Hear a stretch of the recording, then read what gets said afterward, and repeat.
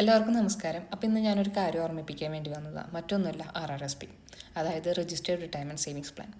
ഇതിൻ്റെ ഈ വർഷത്തെ കോൺട്രിബ്യൂഷൻ്റെ ലാസ്റ്റ് ഡേ എന്ന് പറയുന്നത് മാർച്ച് 2 അപ്പോൾ ഈ വർഷം നിങ്ങൾ കൂടുതൽ ടാക്സ് ഒന്നും പേ ചെയ്യേണ്ടായെങ്കിൽ നിങ്ങൾക്ക് നിങ്ങളുടെ RRSP കോൺട്രിബ്യൂഷൻ റൂം നല്ല രീതിയിൽ യൂസ് ചെയ്യാൻ സാധിക്കും. അതെങ്ങനെയാണെന്നുള്ളത് ഞാനിപ്പോൾ എക്സ്പ്ലെയിൻ ചെയ്തുതരാം.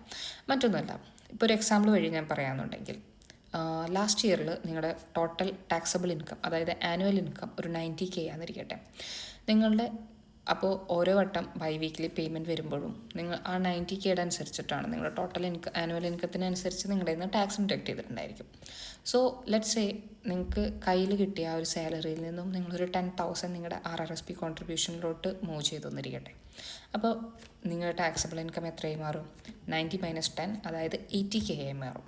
അപ്പോൾ ഓൾറെഡി നിങ്ങളുടെ നിന്ന് 90K ഉള്ള ടാക്സസ് ഡിഡക്ട് ചെയ്തിട്ടുണ്ട്. പക്ഷേ എന്നാൽ ഇപ്പോൾ നിങ്ങളുടെ ടാക്സബിൾ ഇൻകം എന്ന് പറയുന്നത് 80K ആണ്.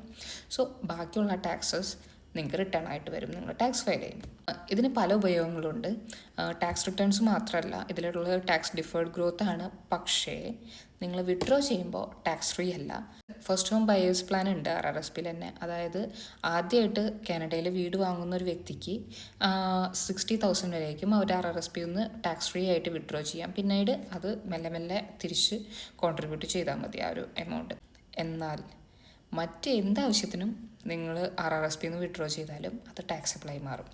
സോ ഇത് നിങ്ങൾക്ക് ഒരു ടാക്സ് ഡിഫേർഡ് ഗ്രോത്ത് കിട്ടാൻ വേണ്ടിയിട്ടും, അതുപോലെ തന്നെ ഫസ്റ്റ് ഹോം പർച്ചേസിൻ്റെ സമയത്ത് നിങ്ങൾക്ക് നല്ലൊരു വിഡ്രോവൽ എടുക്കാൻ വേണ്ടിയിട്ടും, പിന്നെ റിട്ടയർമെൻറ്റ് വരേക്കുമുള്ള നല്ലൊരു സേവിങ്സ് ഉണ്ടാക്കാൻ വേണ്ടിയിട്ടാണ് ഈ ഒരു RRSP നമ്മൾ മെയിനായിട്ട് യൂസ് ചെയ്യാം. ഈ ഒരു വർഷം കുറച്ച് നല്ല ടാക്സ് റിട്ടേൺസ് ഒക്കെ കിട്ടണമെന്നുണ്ടെങ്കിൽ എന്നെ കോൺടാക്റ്റ് ചെയ്യുക. നമുക്ക് നല്ലൊരു ഫൈനാൻഷ്യൽ പ്ലാൻ ഉണ്ടാക്കാം ഇനി വരാൻ പോകുന്ന വർഷത്തേക്കും കൂടി.